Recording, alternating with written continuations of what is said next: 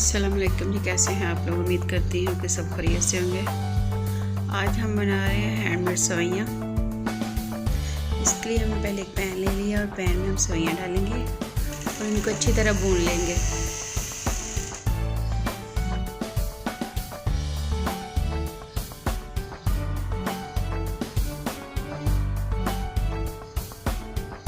اب دیسی گھی ہم ڈال دیں گے اس میں 3 ٹیبل اسپون۔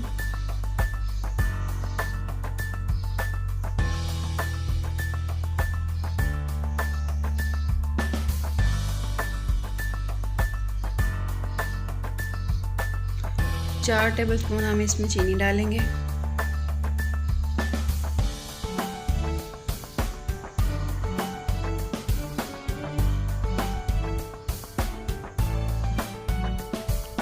دو کپ ہم اس میں پانی ڈال دیں گے اور ہلا کے ہم ڈھکن اوپر رکھ دیں گے۔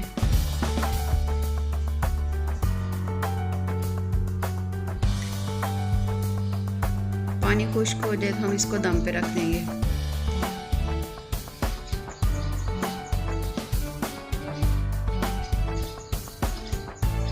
زبردست سی سوئیاں ہماری تیار ہو گئی ہیں۔ اب ہم ناریل کا برادہ اور پستے ڈال کر اس کو گارنش کریں گے۔ فٹافٹ سے 5 منٹ میں بننے والی یہ ریسپی ہے۔ اگر آپ کو میری یہ ریسپی اچھی لگی ہے تو میرے چینل کو سبسکرائب کیجیے۔ اللہ حافظ۔